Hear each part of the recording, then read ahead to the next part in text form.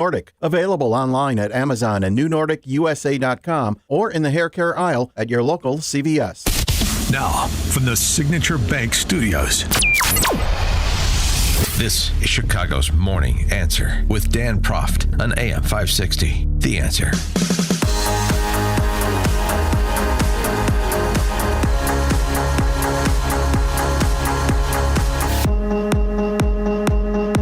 Top of the morning, Dan Proft here. So, Governor Pritzker making the rounds to see if he can get more buy-in for this conspiracy theory he's been peddling for some time.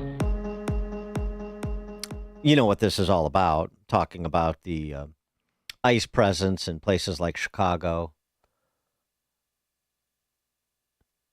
backed by the National Guard in places like, well, now Chicago, or soon to be. It's all a setup. He explained this in painstaking detail to Maddow Hayes, either Rachel Maddow or Chris Hayes. Again, I can never tell the two apart. But they think they can get people used to the idea. And next year, I fear that what they're going to do is deploy these folks eventually to polling places and say they're protecting the vote. Donald Trump knows that without shenanigans and without these breaches of the Constitution, that he's going to lose the Congress.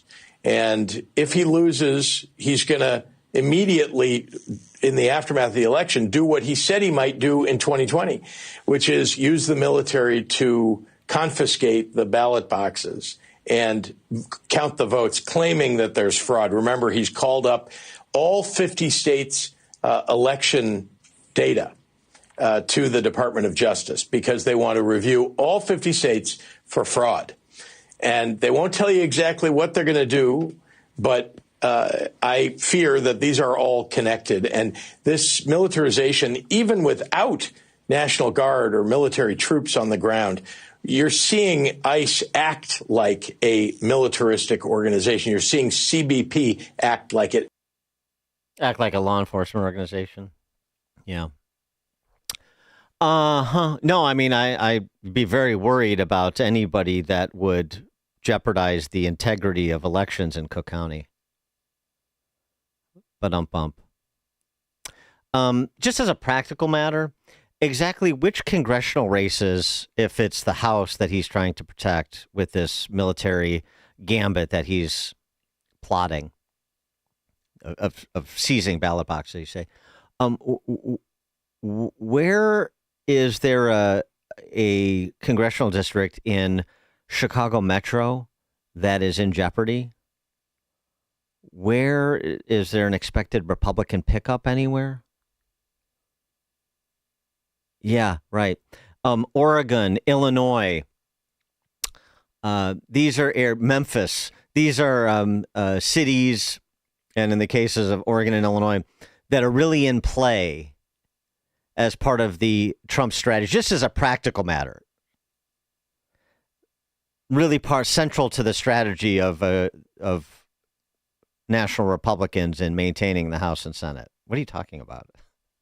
It's just so absurd as a practical political matter before you even get to the evidence-free accusations that there is any such plot afoot. It is all boogeyman politics.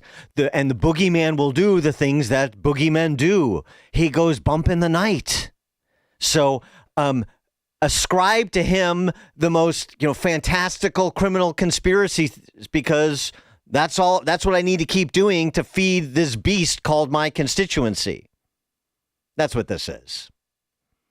So it's seizing the ballot boxes to throw the election to who exactly? I don't know. Doesn't matter. On the one hand.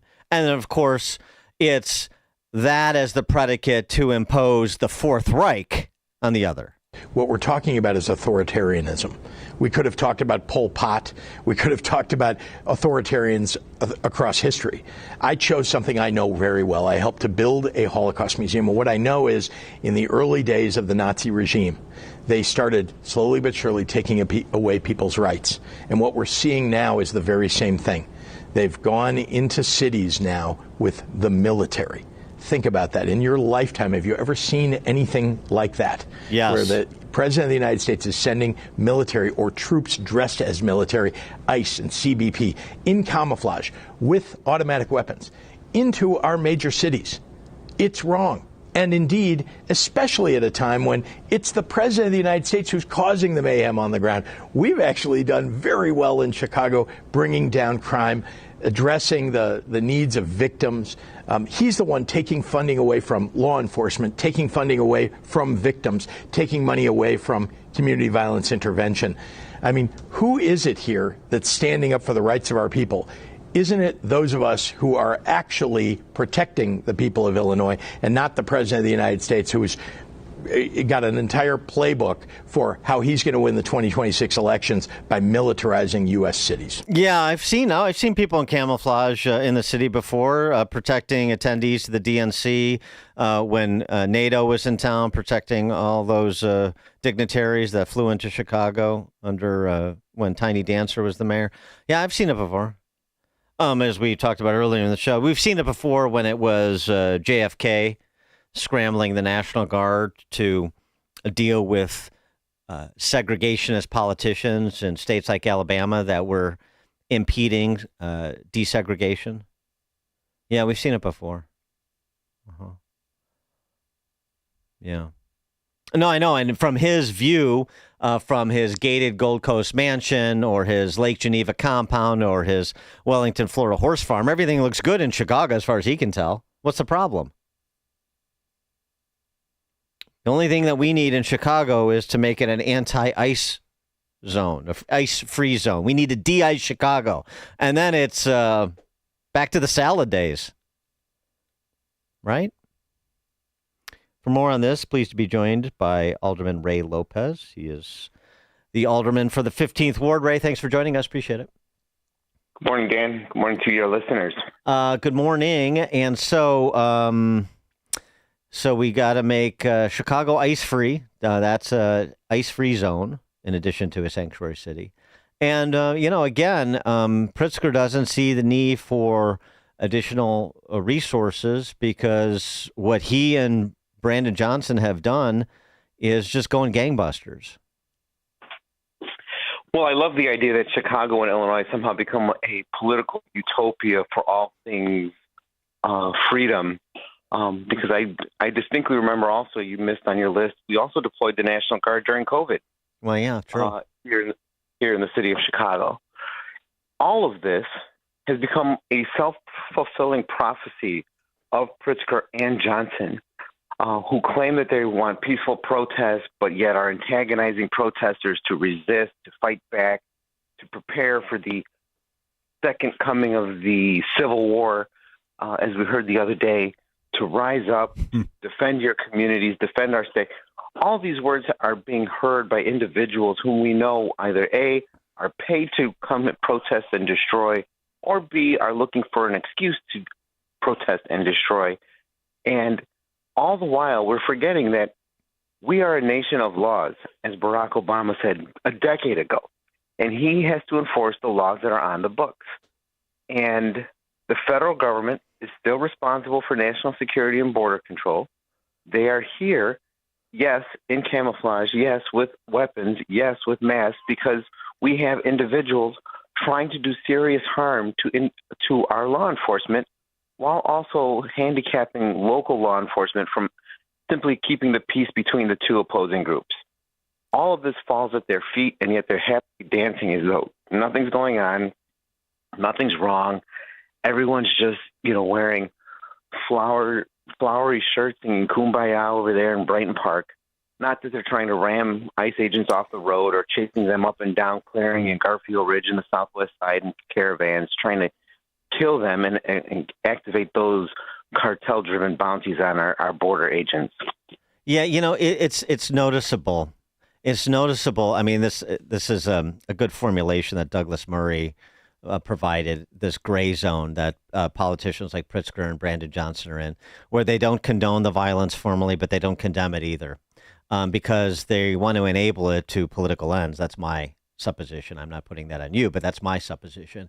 And it's No, I'd agree with that. okay. 100%. And it's noticeable when Pritzker cannot, and same with Brandon, cannot bring themselves to say, hey, listen, ramming ICE vehicles, as happened over this weekend in 2 separate instances, that's no good.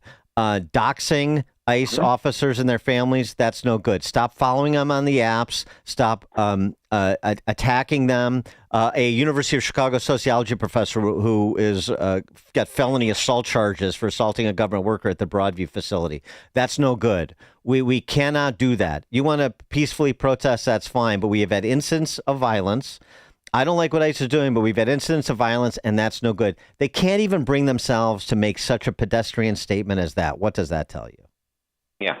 Look at when the first incident where a would-be cap target of the ICE agents tried to run him over with his car, and the ICE agents was clinging on to the hood for his life in an apprehension gone wrong because we don't support ICE and their activities.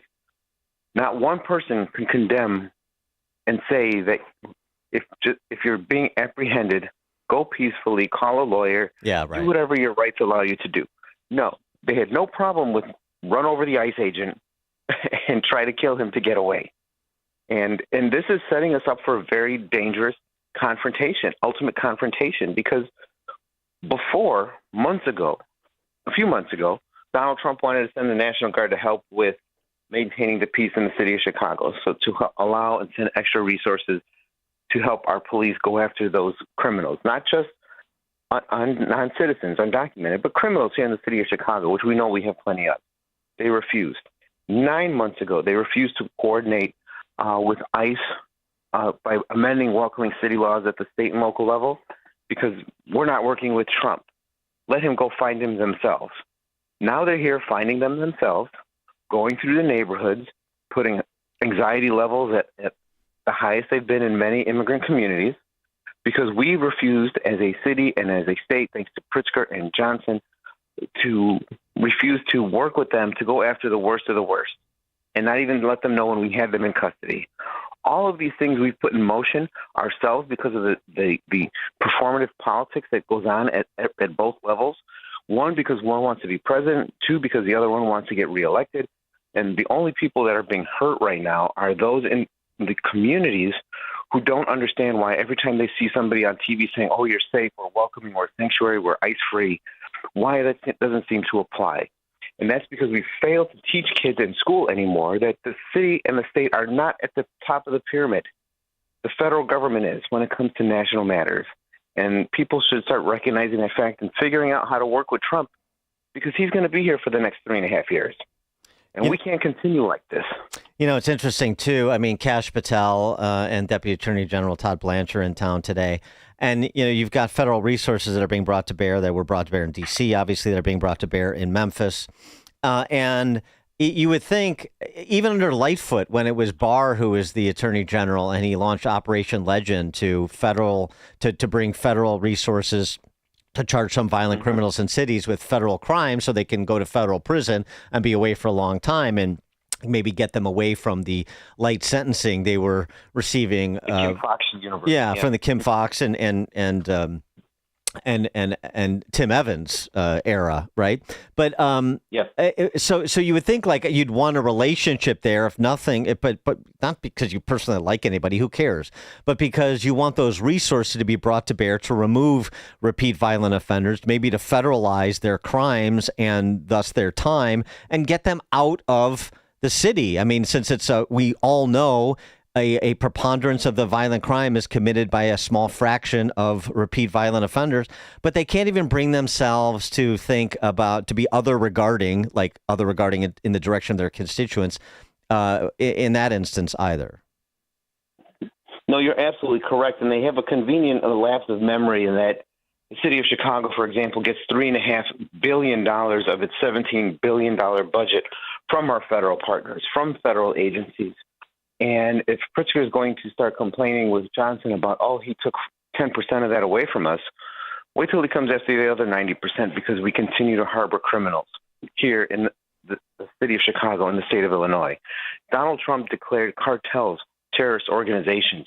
We know we have cartel presence here in the city of Chicago, in my own ward, for example, who are bringing drugs, dealing with illicit activities like guns and the gun trade and all coordinating with gangs.